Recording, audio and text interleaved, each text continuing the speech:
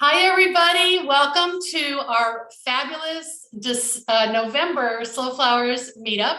Welcome members and friends. Oh, Joni Parsons there. Hi. We've got some great folks here in the waiting room that Nisha's letting everyone in. This is really special because we're doing this in studio with our special guest and friend, Hannah Morgan. Hannah, hi. Hello. I was leaning toward the camera. I guess I don't have to do that. So this is November. We've got holiday and harvest and home celebrations on our mind. And so the idea was to do a wreath workshop. And Hannah is a good Slow Flowers friend here in Seattle. She's kind of known for her wreaths. Yeah, the word is out. Yes, yes. So I asked her if she would do a live demonstration in her brand new studio in South Seattle. And you'll be seeing more of it as it becomes more official. It's not official yet, but it's so close. So the prize is actually going to be a custom wreath designed by Hannah for her studio, for us through her studio, which is called Fortunate Orchard. And I will just say, Hannah and I met through the Seattle Wholesale Growers Market years ago, but I first met her through her work. I was at a really cool restaurant here in Seattle called Lark. Kind of a farm to table artisan restaurant. And I was mesmerized by the arrangement in the lobby. And so it was a special like anniversary dinner or something. And when we left, I asked the restaurant, who does your flowers? And they said, oh, it's a friend of ours. Here's her card.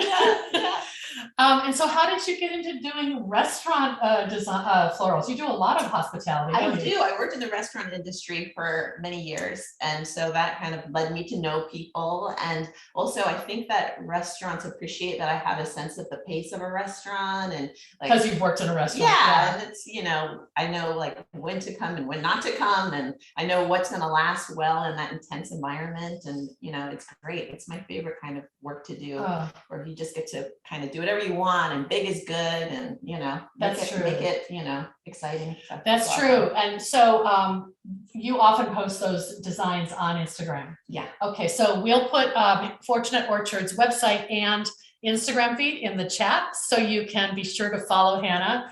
And now you'll probably be seeing a lot of wreaths in the feed. Yeah, for like 6 intense weeks. So Hannah, you have an artist and a horticulturist point of view to your designs.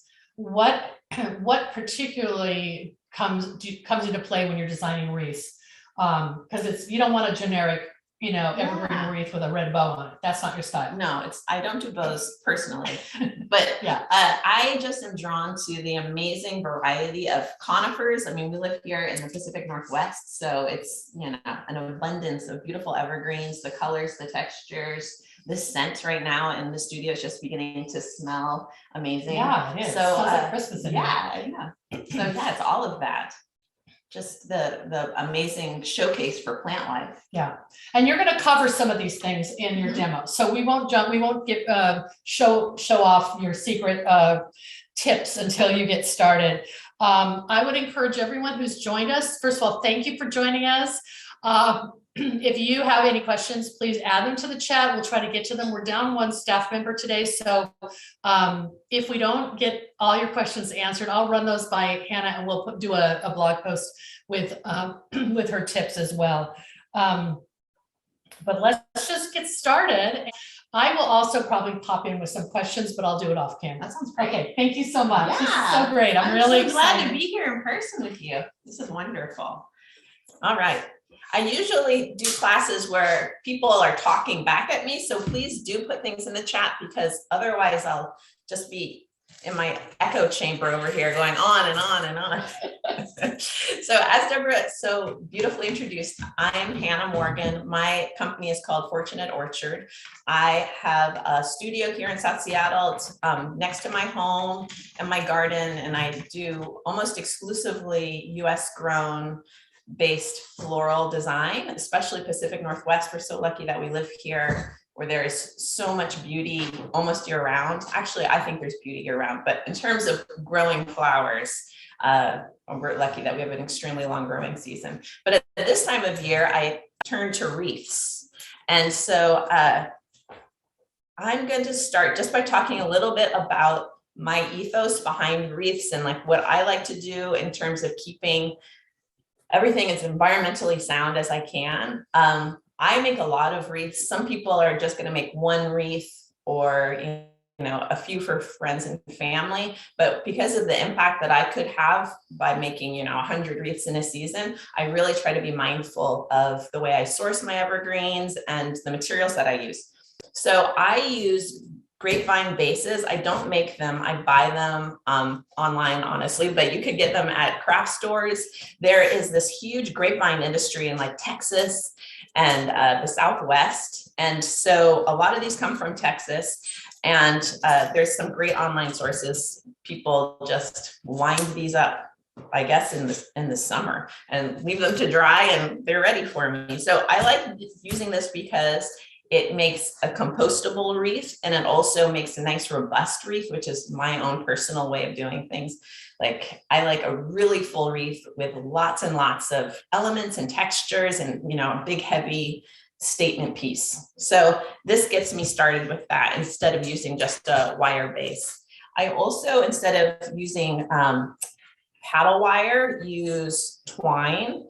And I do this just by, you have lots of twigs hanging around and I just cut a little piece and then I wind this twine around. And this is the same idea as the paddle wire spool that you might use.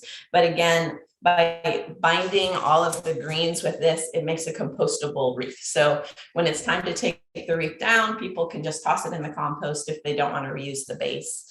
And a lot of people keep these wreaths up like from now all the way into the new year.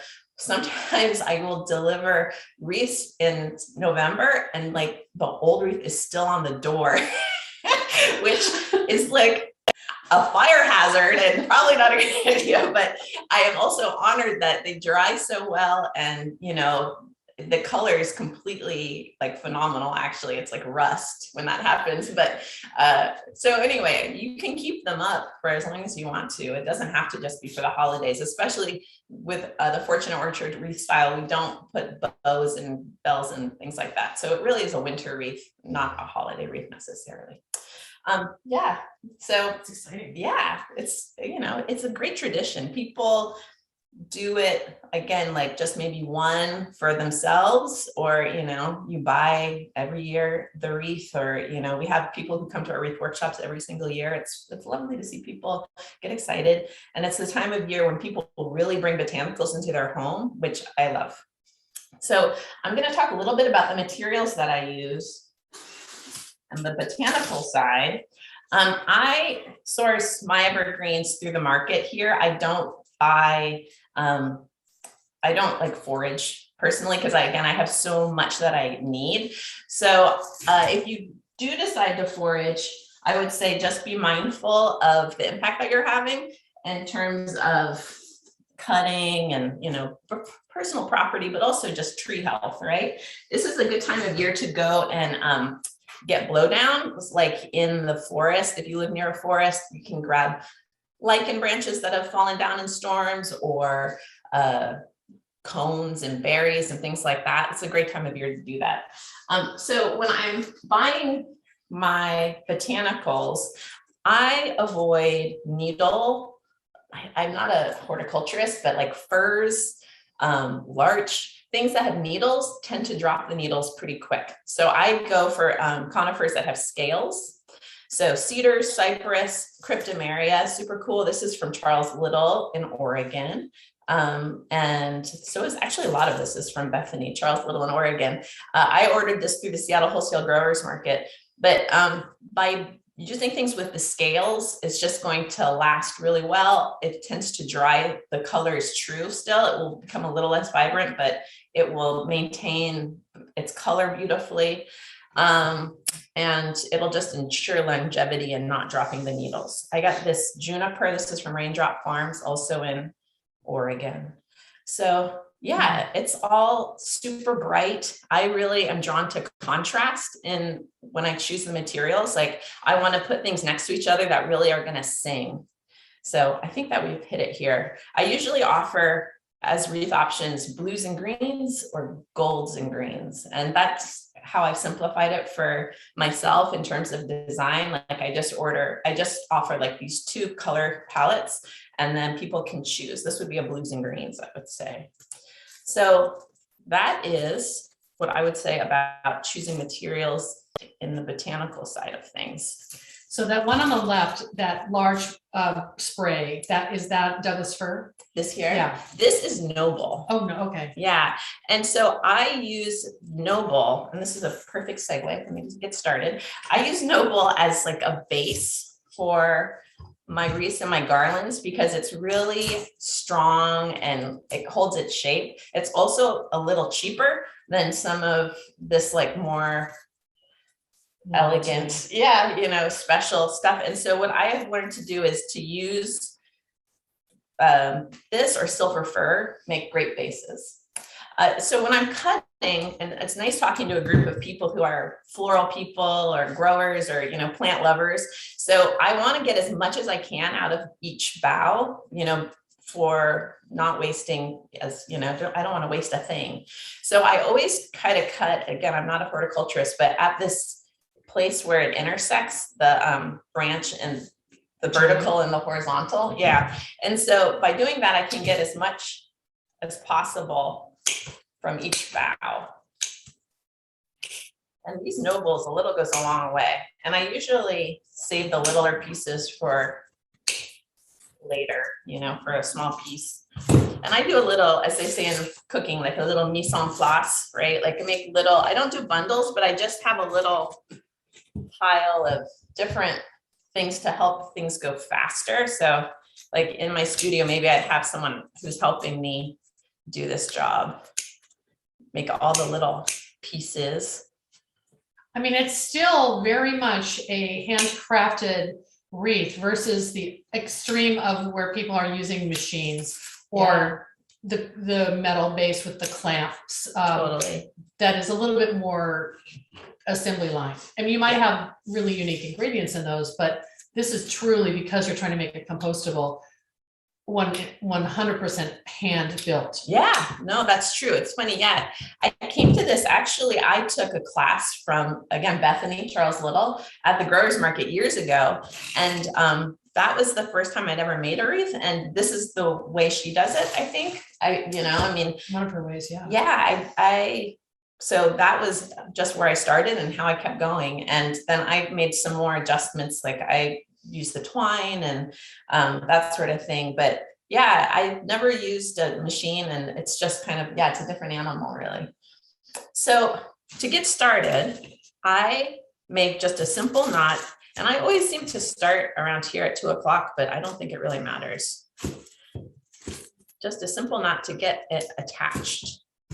So I guess you guys can see down here. It's just you can hold it up on. And then this is the integral part of the process, and this is as complicated as it gets. And it's nice that this is being recorded, because if you do decide to make a wreath, then you can replay this part, which in life you can't do. So this is good. So this is the first step. I go into the middle, and then I come out, and there's this loop here. And I put it right through that loop and I pull. It's a hitch knot. If people know their knots. Super simple, super strong. I'm gonna do it again. You go in through the middle, and then you find that loop and you pull it right out. So we're just gonna, when we're attaching the boughs, do that again and again and again and again, and that's it. Right. So it's kind of amazing how it just holds on. It's just a matter of the gravity and the tension between the twine and the conifers and the grapevine. And it really works. It's like, people are always like, you don't have to make another, no, it just holds on. No glue. No glue. So I'm now going to make my first little bundle, I guess you would say. And the first one's going to be a little bit bigger than the other ones. Clear the deck here, because we're going to go all the way around, and it's going to end here, and we're going to have to tuck it under. The end will tuck under the beginning. Does that make sense? So this first one's going to be a little larger than the others. And again, I like starting with this nice sturdy bottom, and then a little like bright for contrast. And maybe one little wispy thing here, and that's about the right size. Can you guys see that? Yeah, that's beautiful. So it's not too bulky. It's just like a giant boutonniere. Now that and a chrysanthemum and you're off to prom. So, okay, so I'm gonna do that hitch knot in through the middle and then back out and pull. And I'm gonna do that twice. And then if I feel like I need it, I can do a third one up high to help support the weight. Down and pull. And I will do one more up just since this is a beefy one. There you go. So you can see it's really on there and it's not going anywhere. And so the reason that it's important, I found, to go in through the middle and then back out instead of going the other way up through the center is if you go up through the center, eventually you're going to see this twine. I don't know the chemistry of that or the physics of that, but the twine is more visible. If you go in through the middle and then back out, the twine gets kind of obscured by the greens, the way they tilt. So this first one, you can see I put at like kind of a 45-degree angle here. And I'm going to do another one, and I don't like patterns. That's like another one of my moves, I guess. I avoid patterns. So I'm going to make this one different. Mm-hmm. And I'm paying attention to like the bulkiness. This guy's kind of bulky. It kind of is like a puzzle piece, the way you put them together, and you want to just find the way they naturally fit together. And nestle into each other so that it feels like not too bulky and clunky. And I'm going to put this second one right like at the tip edge of the first one. That's pretty. Yeah, it's so simple. It's just Pretty like, already. I love yeah, it's just a simple, elegant approach. It's like the opposite of my dried wreaths, which I could go like kind of overboard with all the little details, which I love to do. But with the evergreens, it's just like, they just sing. They're so pretty. Okay, so I did it instead of talking about it. You go in through the middle and then out and you pull. And so we're well on our way. It's such great texture. And the scent is amazing, that blue ice cypress. So does anyone have any questions? Are you guys, is it making sense? Nisha, are there questions that you see in the chat? We actually did have one question Okay. that somebody was wanting to know, do you have a specific supplier for these beautiful grapevines that you're sharing? You know, we're getting such a great upfront view of them. Is there a specific supplier from Texas? Yeah, so I order not directly anymore from the supplier. I used to get them from something in Tennessee called Grapevine Store. If you live close to Tennessee, that would be a great place to look because they make their own. The shipping is really high. It's really expensive. So I had to this year just go straight to joann's.com, honestly. And they come, I don't know where they get them from, which particular, it probably is on a tag somewhere, but it just says like made in Texas, you know, but you can't guarantee by ordering through Joann like I do, you can't guarantee who's going to be making them. So if that's important to you, I would check out egrapevinestore.com, or you could also try Googling Grapevine, Texas. And there might be a place that sells directly to consumers. I don't think I've found that, but. Thanks. Was that you, Tonally? Yes, I'm here. I'm just kind of hiding right now. So hi, everybody. I'm here to help support you. We're so excited. That's great. Yeah. Well, I have a question that just watching you, because I have the luxury of standing right next to Hannah while she's doing this. First of all, what is the dimension of that wreath base? Oh, this is a 12-inch wreath base, and it's going to result in about an 18-inch wreath. Okay, is that the smallest size you do? This is the smallest size I sell. They have these tiny mini ones that you can get again from craft stores, and I will sometimes make those for like pop-ups and things like that. Okay. But now in terms of my regular website, I just sell this 18-inch, and then the bigger size is the 24-inch. And to get a 24-inch wreath, what size base are you using? That's an 18-inch wreath base. I also am fascinated by your paddle, your twine paddle. Yeah. Will you run out? Like, how many feet of twine are you putting on that paddle for that size Yeah. wreath base? I learned for my long arms, if I do like 10 like this, that is about right for a wreath. But if you run out, then you can just tie a new one on and keep going. Okay, Yeah, but I have learned it's like 10, and sometimes I do 12 just to be sure. have extra. Yeah, and sometimes it gets a little tangled, or it'll come off the end, and that's kind of a pain, but more or less it works. I love it. That's Yeah, great. it was a good workaround, because I also find that twine versus wire, it like hugs the materials in a better way. It's got like a tension to it. Yeah, yeah. Whereas the paddle wire, it doesn't like tighten up It the can way I slip. need it to. Yeah, yeah, Well, plus you said this is 100% compostable. yeah. Do you tell that to your customers I or do. to recipients? Yeah, I do. I'm on the website, 100% compostable.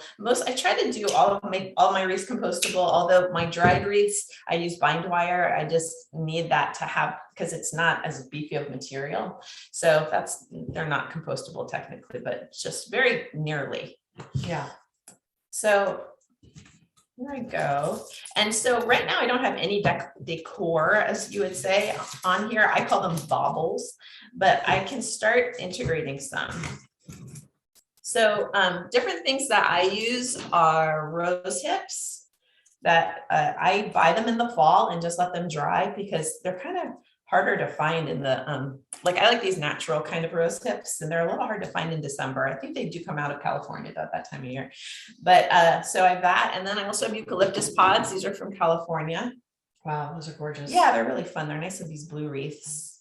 And So those would go on your silver design scheme more than your golden design. That's scheme. true. Okay. Yeah. Yeah. And I do sometimes use pine cones. I have a friend that has a lot of trees in her yard, and she always collects them for me in the summer, which I appreciate. And so this is the way that I've developed to, can you guys see that? To have a pine cone added, I will use wax tape. Can you see that? I feel like it's too small. Maybe put it right here.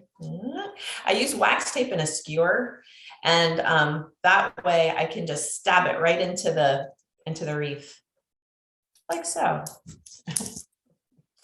And That's so, crazy. yeah. And so this one has a little wire on it, so that would, you pull it out, I guess, if you're going to compost it. But you can either, with this grapevine base, the nice thing is you can either like work the baubles, as I say, into the wreath as you're working, or you can just stick them in later. So. Oh, that's gorgeous. So Yeah. you're not wiring those at all. You're just using the strength of the sharp stem to insert. Yeah. Yeah.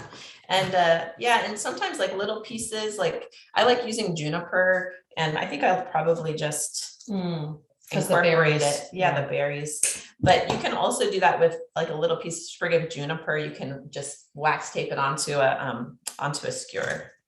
But I'll just put it in. I think someone had a question also, Hannah, about your twine. Do you have a particular favorite, or is it just any kind of organic twine? What the thing about it that matters is that the ply. So you want to use 6-ply, I've discovered, which is more expensive, but you save so much money and time by not breaking your twine.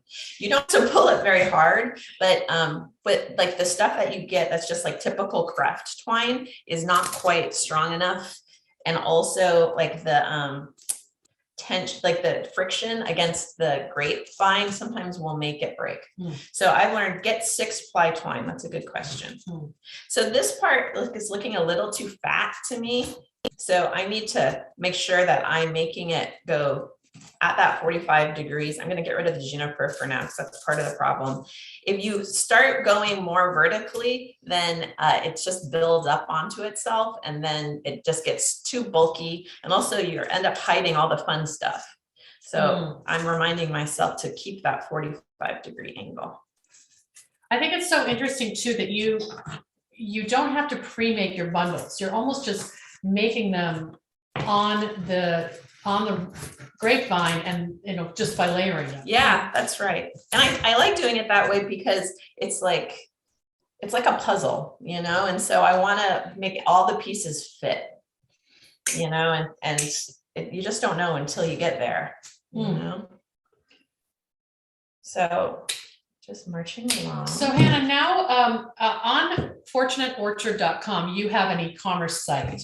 Yeah. Tell us a little bit about how you're marketing. Is it too early? Can we talk about that while you're going along? Oh yeah, no, Okay. it's not too early. I know you were gonna cover it. Yeah, thank you. So I do sell online. The wreaths I put up, I'll probably post pre-orders next Monday. And so for that, I just, again, have my gold and green and my blues and greens, and, everyone can just pre-order. I limit certain dates so that I don't get in the weeds. So I have a limited amount for each drop-off date or delivery date. And it's become that people just keep coming back, which is lovely. So I have a lot of regular customers, and I usually sell out. I can't make enough wreaths. The wreath appetite is large. So you kind of start out the season knowing you're only going to make whatever 200 or something like that. yeah, exactly. And then so if you open sales next Monday, that's basically a week and a half before Thanksgiving. Mhm. Would you start delivering after Thanksgiving, or? My first delivery is going to be on the Wednesday, the day before Thanksgiving. And then it'll be every Wednesday. And usually I find that people, if they want wreaths, they will have them by the second week of December. So it's a very short season, but it's like, Yeah. but see, I just ran out of twine because this was just my little demo beginning. So good time to show you. Oh, so you're just gonna tie those two tails together and keep going? Yeah. Because the conifers will hide it, right? Yeah. It's very forgiving and this good of thick. Hmm. Yeah. So I'm also paying attention as I go to make sure that this outer perimeter is the shape that I want it to be. I'm not into perfection, but I want it to not be lopsided, like one side be heavier than the other. So I'm kind of paying attention to that. And as long as you stick to that 45-degree angle, that should do it. So let's see. I think I'm going to probably abandon this one soon and pick up. I have a little demo here that shows, so I can show you guys how to finish it off. Yeah. Do you, in terms of calculating the price, do you have a rough idea of how much material you're going to be using? So that you don't, you're so good at this, you're not going to over or under green the wreath. Right.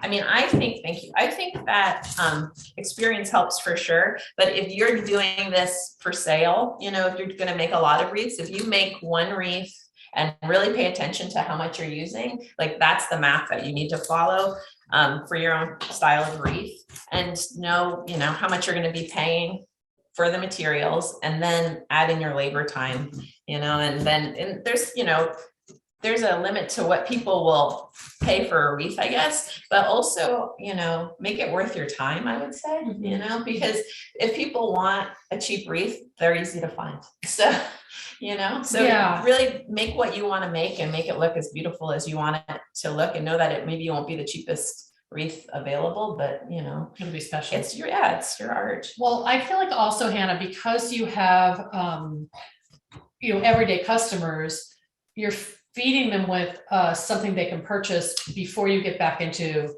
floral arrangements and a subscriptions base. If you just stopped at holiday, you'd lose them. So this is kind of giving them something exciting that they can order from you that's not an arrangement. Yeah, that's certainly true. That's certainly true. It's a great time of public awareness of botanicals, and so if you're a florist who has other things going on the rest of the year, this is a great way, if you do pop-ups or market your business in some way at the holidays, you catch people's eyes, and they'll be back. So it's a great time. Again, people will be using botanicals in their home at a level that is unmatched at this time of year. Will you talk about the pricing? Yeah, you mean how much I charge? Yeah. So I don't know exactly this year yet. I haven't done that thing that I just suggested that you do. So don't hold you to it. Yeah, because all of the prices, as we all know, have gone up this year. I've noticed already that where I'm getting my greens from, everything's about $1 at least more a bunch. So I'm going to try not to raise my prices if I can help it, because again, this is just like, I mean, I don't make $1 million off of wreaths. So, you know, it's like, you're just trying to get the wreaths into people's hands. So, I start around 90 for the small, simple wreaths. And then, at least I think this was last year's pricing. And then I have a more elaborate design that I call the forest floor wreath, which incorporates more lichen and moss and things like that. And those tend to be a little bit more expensive. And then I make the larger size. So I don't remember what they topped off at last year. I should know that, but the large forest floor wreath would be the most expensive, and it's probably around 150 or 160. But yeah, I really have learned or taught myself over time that it's not just about the materials, it's about my time. And I really am making these wreaths almost alone. Although this year I'm gonna have 2 helpers, which is really great. But you know, it's not going to be the cheapest wreath in town, but they last for a really long time. And if it's something that people value, like for some people, it's just something that they invest in every season, then, you know, it's worth it for them. Yeah, it's their major decor for the holidays. Yeah. Yeah. And, you know, again, it's like, I don't need to make the cheapest wreath in town. That's covered, you know, Fred Meyer has that covered. I was gonna say Costco has that covered. Yeah, exactly. So let's see here. How are we doing for time? Oh, I better wrap it up. Okay. No, we're good. If you, and Tonally, jump in if there are more questions. I can't see them on the screen. Here we go. I think we're doing good right now on things. I mean, I think this is so nice. I'm just feeling really inspired myself. I keep watching you and thinking to myself, ooh, I could tie in some water tubes and pop in flowers throughout the season to hide them. Like, this is such a beautiful combination you have going. That's a great idea. I did that for a while. Like I had spring wreaths for a while, and I did that. Like, it was, I think if you're a floral person, definitely. I think it was a little hard for my regular customers to like stay on top of that. But I think that would be great. Totally do that. So what I did is I made this last night. This is a finished wreath. God, that's pretty. More or less. There's just one little gap here, but I wanted to show you guys how to finish off a wreath. So you can see how full they are. It's like, I don't know, 4 pounds. Yeah. This is the way I work. I love this. I'm a maximalist. I don't fight it anymore. I have sometimes at pop-ups, I'll sell, you know, the gold hoops, and people love those. And I totally understand why. I think they look super cool, but I just can't like stop. I want to like fill everything and like more. So, you know, I leave them more modern designs to my colleagues because they do a great job at it. People love the crescent wreaths, like just half on the hoop, which I totally understand, but I just, as a maker, I'm like, ah. Okay. So I want to show you guys how to finish this off. So you can see, this is, can you see? Yeah, this is the end. What I talked about, like this was my first one. And this is the end. So that's why I'm glad I made that first one nice and long, because you can see it's almost already covered it. I just need to fill in this one little gap. So I'll grab some boughs. Let me look at my list, make sure I talk about everything. I'm good at prompting me. Thank you, Deborah, for asking me questions. I think I did a pretty good job covering what I wanted to talk I mean, I about. think that what I'm seeing more than anything is there's so much room to put your own aesthetic in using this technique, because you could just do all, you know, green and not have the accent if that was sort of your aesthetic. Okay, so I'm sorry, I'll stop. Yeah, no, this is great. So I'm now just doing that thing I've been doing again and again and again, 45-degree angle. And sometimes this last one, you have to make extra short because you just want to fill in that little gap. And I'm doing my hitch knot. Gosh, this smells so good. It's so funny. I swear by like the first week in December, I can't even smell evergreens anymore. I get like nose blind to it. People will walk into where I'm working or teaching and they're like, oh, it smells amazing. I'm like, wow, I can't even smell it anymore. But I can smell this because it's still new and fresh to me. It smells really good. Okay, so I did my 2 hitch knots. And again, like just demonstrating how well that works. Like that's a lot of botanical material. And it's just, well, my eucalyptus pod fell out, but, and it's just hanging in because of that tension. And so now I've hide that. And so I've got my perfect little circle. And now I flip that baby over Oh, wow. It's so interesting to see the back. Yeah, the nice thing about this, you're right, it's good to see that, is like if you are hanging it on a glass door or like a shop window, it doesn't look terrible on the back. So that's a nice thing. Yeah. And here I just want a nice long tail, a little bit closer to the camera, it makes a difference. And cut this off. And now I'm just going to like attach it to itself. I'm making a knot like the way you finish a sewing project, kind of just right around. I just went right around the string and back up so that it's like a little square knot. And I'm going to do it again just because I've literally never had a wreath fall apart that I know about, and I'm still always like, oh, what if it did? It's just one long string, so that would be so sad.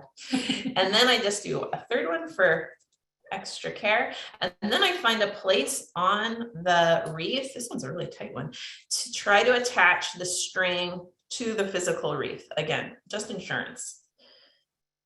Because it's just like one long string and greens. So it feels like it should be hanging on somewhere. And I don't add anything for to hang it. I just expect people to, you know, if you have a wreath hanger, it'll just go right through that bracket, the circle. Yeah. Like I usually just tell people to just hang it right here. You know, I don't put any sort of. I think you have a eucalyptus right here that's falling out. Thank you. This one wants to, this eucalyptus doesn't want to stay in. There. That is gorgeous, Hannah. Thank you. Wow. It's super fun. Wow. What are, if you know how people kind of worry, like how do I keep it fresh? Do I miss it? Or do you give any advice like that? Or do you try to just tell your clients to enjoy it? Yeah. You know, if it's outside, it's going to last a really long time. So I don't love putting garland and evergreens indoors. It's just not a recipe for success. They dry out. They dry out really fast. So it's like if you're having a party or, you know, something like that, I think that's great. But within a couple of days, they just look really crispy. And I don't think it's great. So as long as this is outside, it's going to last for a really, really long time. It's gorgeous. Like So gorgeous. You don't have to do a thing. For indoors, I usually recommend that people use the California foliage, protea, eucalyptus, like the spiral eucalyptus dries really well. You guys probably know all of this stuff because you're floral people, but yeah, but I avoid the evergreens indoors. So Hannah, you mentioned to me when I visited yesterday that you also sell garlands, table garlands by the foot. Is that something you could just talk about briefly in terms of, is it the same type of material? Yes, so here? I don't, again, because of my indoor evergreen ban, I don't use this so much, although Cryptomeria holds up pretty well inside. It dries, but it doesn't look bad. But so what I do for my table runners is I'll use Noble as a base, because I'm going to more or less cover it up, and it also dries pretty well. And then I'll use Leucadendron, Protea. I have to like think back to last year, the really vibrant colored botanicals that come out of California at this time of year. And it's the same sort of technique as what we just talked about, except for instead of a wreath base, I use rope. And so I'll make like a length of rope, the thick rope that you get at like Lowe's, and make a knot. And then I just make it part of like a garland on this super thick rope. And again, because of my maximalist qualities, you know, it gets really thick and it kind of supports itself. So yeah. That's what you taught at the Northwest Flower and Garden Festival. Festival. I did a couple years ago. Yeah, and you did use more of the Protea and South American, Australian plants because it was in the spring. Oh yeah, that's right. And yes, Australian pine actually is something I use. It's so funny. You guys probably have the same experience. It's like every year when it shows up at the market, I remember again, like, oh, I love this. Like Hakia is something that I have used. It's a California Resendez grows that, I think. And so, yeah, every year I have to like literally look back at my Instagram feed and think, what did I use again? Yeah, but yeah, it's a great time to get really colorful and exuberant. What I loved about the garlands also when you made them, they were only about the students made about 3 feet or 24 inches long. Yeah. And then you showed them how they could also hang it over a doorway. Yeah. Or I guess on a mantle. Yeah. I tell people it can be a centerpiece. I wish I had one, but I haven't made any yet. That's right. They'll see it on your That's right, Instagram. follow me on Instagram. What I tend to do is like wreath in November and early December, and then the middle of December kind of transition more to that sort of thing that people are going to have on their holiday tables. Like for a dinner party. Or something. Yeah. Great. So, but yeah, I usually make them in 18-inch increments, and then they could be, if you go very long, I don't think I make them more than 24 inches long, because then they get kind of like too floppy. But people can put them together. Like if I know people are going to put them together, I make one end nestle into the other end, you know, so that they kind of become one. Yeah, so they mesh. So I think I digress. Have I answered your question? But yeah. So I was remembering when you taught that at the flower show, it was again 100% compostable, which is what appealed to people. Yeah, it wasn't on a I don't know, some kind of wooden base or piece of bamboo or something. Right. Yeah. Although I guess if you did bamboo, it would also be compostable, which would be good for like if you have really heavy stuff. Yeah. I used to make them with bamboo, and I would make a like a little triangle of bamboo, like so it would sit flat, and wrap that together with wax paper, and then that would make like I used dried material for that, make a stiff kind of centerpiece, which is another way to do it. But you were mentioning you could hang them up, which is cool. And yeah, so you can put them up either on the table flat, you could put them on a mantle, you could put them above a door or a window. And if I know where the people are going to be placing them, I pay attention to that. Like if it's going to be on the mantle, make it more one-sided and drape, or, you know, so it's nice to know if you know where your customers are going to be putting them. That's awesome. I cannot see if there's some other questions. Have you? Oh, here's a question. Have you to really push advertising on the wreaths, or do you find that they naturally sell themselves? I don't push advertising, mostly because I have a limited ability to make things. Like I almost think of it more as, well, first of all, it's like a service. I love making them. It makes them so happy. And I love that people are using botanicals in their homes. And I love that it's this time of year where, you know, they really embrace that. And so I feel like it's a great marketing thing for me. I do one pop-up usually. Last year I did 3. I don't think I'm going to do that again. It was too much. But so I do one pop-up, which always feels really warm and welcoming and great. And then I try to have as much as I can for that, but I almost always sell out like in 2 hours. And That's I amazing. feel bad. People love wreaths. I'm telling you guys, make wreaths. Like the world cannot have too many wreaths. So I don't push advertising because I can't make enough wreaths, and then I feel bad.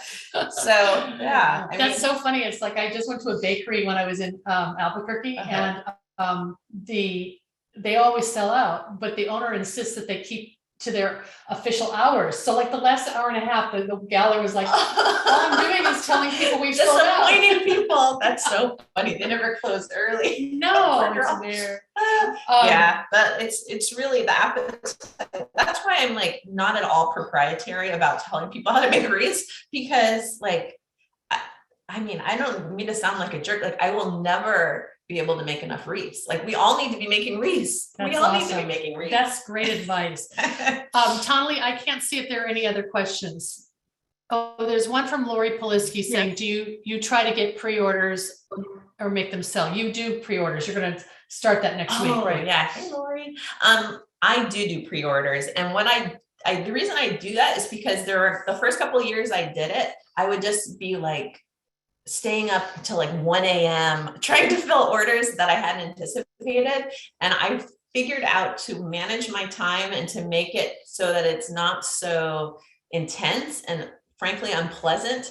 I want to know how many I'm making each week. And also now that I've had help in the studio, which is awesome, it helps me like plan labor, and it makes me know that I'm ordering the right number of wreath bases. I order all that in August now, because like year 1 and 2, I was like in Joann's at 10 p.m. like I need wreath bases. And you know, it's like in November, you cannot find wreath bases sometimes.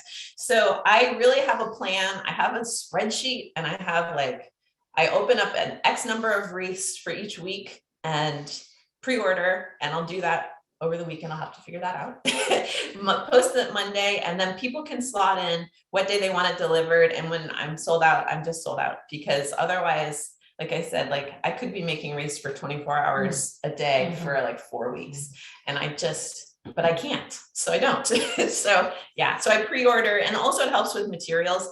Now, like I pre-order from the growers market and Northwest Wholesale, like the basic, like the Noble, that sort of thing. And then as the interesting things pop up at the market, like from Charles Little or this mysterious man named Leo who shows up occasionally, and like has some sort of arborist connection and the Seattle Wholesale Growers Market sells his stuff, but he's like this total mystery. He just like shows up sometime in November and we're all like, when's Leo coming?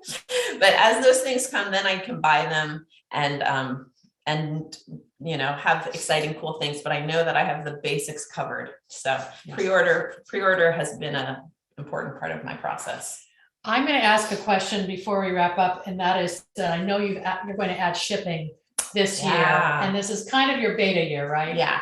I just did that. Actually, I was at an event with Deborah and Sarah from Suat Farm, and I were talking, and I think also Tammy Myers from Laura Bloom, and they were talking about how they had started shipping, and I asked them all the questions I could think of.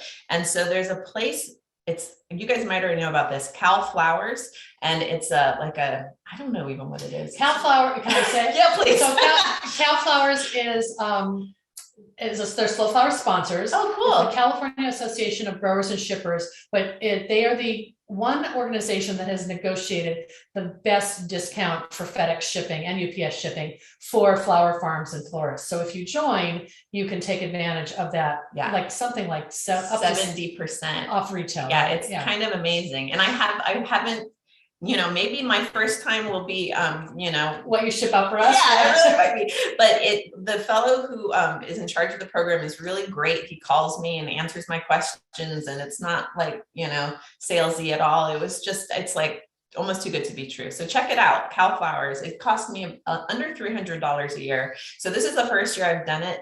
But I think it'll be worth it to me, because once I actually tell people, it's on my website, but I haven't really advertised that I'm shipping. But these wreaths, I can ship the dried wreaths, garlands. There are a lot of people who live here who know my work, who want to be able to send things to people in other parts of the country, or friends of mine from back east that now will be able to do it, and I don't have to charge them $40 to ship. So and Hannah, when you ship this quality of wreath, will it be fine to ship ground and not pay the ground rate for like 3 or 4 days? Yeah, definitely. Okay. Yeah. And I have shipped them before, just like to people who are willing to pay a lot to ship. And all I do is I get a box as small as I can, because that affects the shipping, right? The dimensions of the box.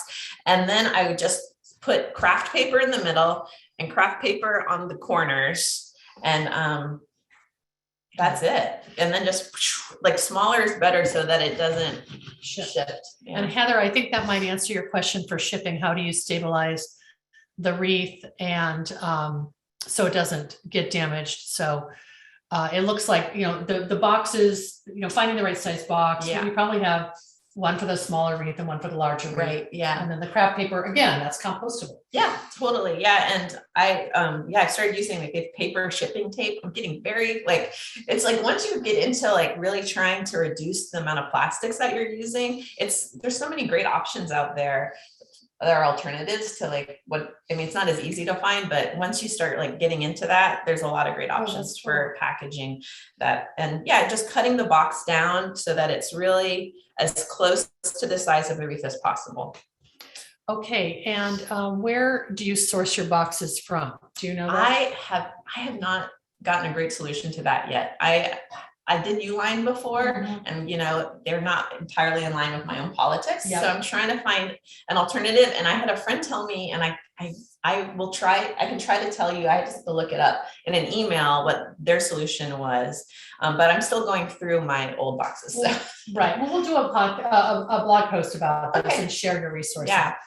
Excellent. Well, this is great. Hannah, thank you so much. Hey, you did such a great job. It was so fun having you here. It's nice being able to be in person. Oh, I live next to Deborah Prinzing. We've never done this, but I used to live in Hannah's neighborhood, and I'm not that far away. So it also allowed us to do the filming. Yeah. I want to add just a couple things coming up in terms of housekeeping. Slow Flowers Journal, our fall issue is out, hot off the press. The link is also in our Instagram feed, and it's free to Slow Flowers members. It's a 66-page edition featuring lots of our member flower farmers and floral designers. And I just hope that you take time to look for that as well. There's a little wreath feature in that too. You were in the last one. Oh yeah. When we did a foam-free design tips, Yeah, right? yeah. Okay.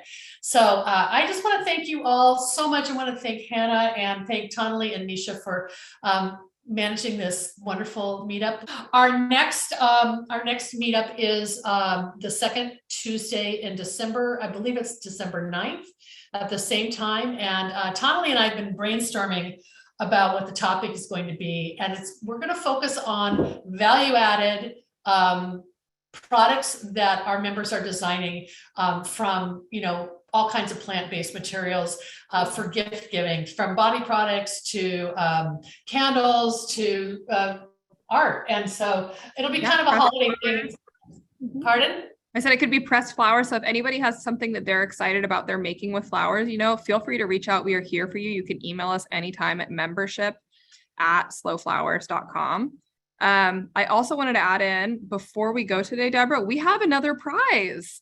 So we have another Johnny's prize pack today that we are going to pick somebody who attended today. So if you attended today, we just want to give you an extra thanks, and you might be getting surprised with a Johnny's prize pack. Is it a seeds and tools? A little. It is. Yes. Yeah. It's some of our favorite seeds from Johnny's Selected Seeds, as well as some great tools and a lovely dad cap for everybody who's a fashion queen in the studio from Johnny's Seeds. Yes. Yes. Thank you for that reminder, Tonali. And before we go, Tonali, it is Veterans Day, and I just want to make sure we thank and acknowledge our veterans for their service. We have Slow Flowers members who are veterans, and Tonali is in a military family, so she's very close to celebrating today and honoring our veterans. So we need to acknowledge that. And you want to add anything to that, Tonali? Yeah, just if anybody knows a vet today, they love flowers too. So, if you have some extra scraps in the studio, this is a great day to surprise and delight somebody who maybe gets overlooked in the community. That's a wonderful idea. That's great. Thank you everyone so much for joining us today. Thank you, Hannah. Thank you. That was so fun. The wreath queen. She's amazing. One of many. Yeah. Everyone make wreaths. And then we're going to, you're going to make a small version of this for us to give away. And we are going to buy that from you and ship it out sometime after Thanksgiving. Okay. Yes. First week week of December. And no, it's all good. Okay. I'm in the mode. Okay, great. Next week. Okay, thanks everybody. We'll see you next month. And this has been awesome. Okay, bye-bye everybody. Thank you.